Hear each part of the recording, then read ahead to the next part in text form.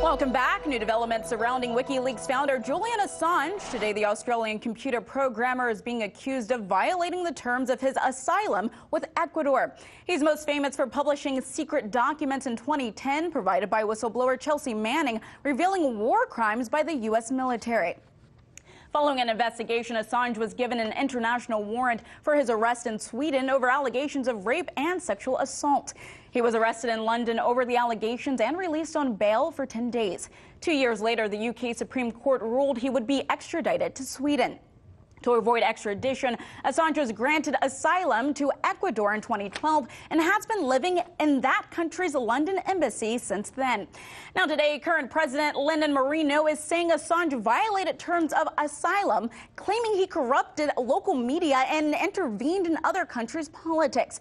Joining me now to discuss this is legal and media analyst Lionel of Lionel Media. Lionel, thank you so much for joining me today. Now, under the asylum terms, Julian Assange, he cannot lie or hack into accounts or intercept private telephone calls.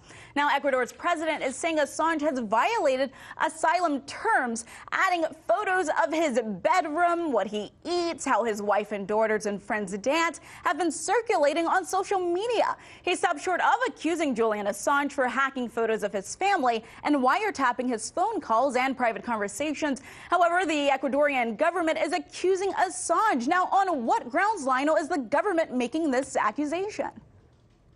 Well, the first problem that I have with these grounds is how we use the term hack for any time anybody comes into contact or possession with any type of information.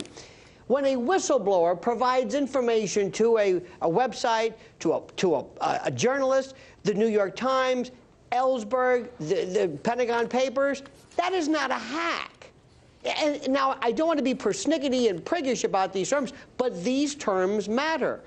Now, what happens right now is there are some suggestions that perhaps the president might not like some of the accusations that were being made by WikiLeaks as far as an alleged corruption investigation. Some are suggesting this might have been the basis that prompted him to allege that Julian Assange violated these things. But I want to go back to something because we hear it all the time, Ashlee.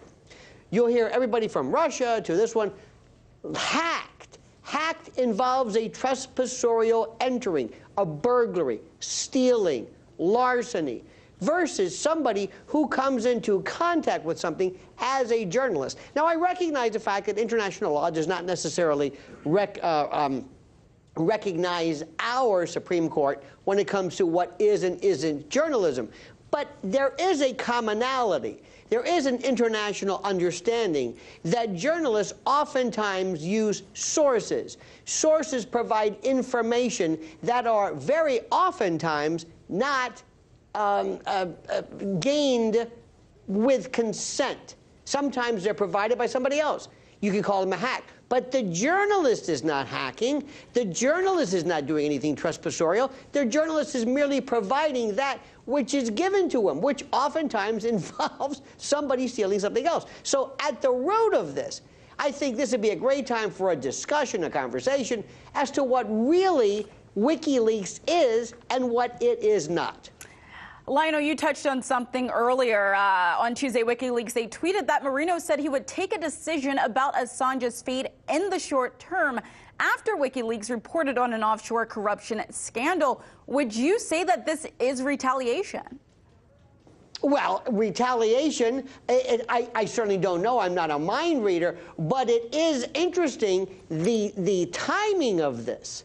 And one would also suggest, I would think, and this is not a legal interpretation, it's just human nature, that is it a good idea if you think you are the object of this to, one would say, antagonize the very person who is revealing this by basically blowing their cover and removing any kind of protections? Wouldn't you think that other people would want to add additional protections? Look, this transcends that of legal. But these are new times, Ashlee, and there are no new terms for what people have today. Journalism, what you do, what other people do. I respectfully remind everyone that it oftentimes involves somebody providing some information that somebody doesn't want you to report. That is the heartbeat of this. That is exactly what you do and everybody does.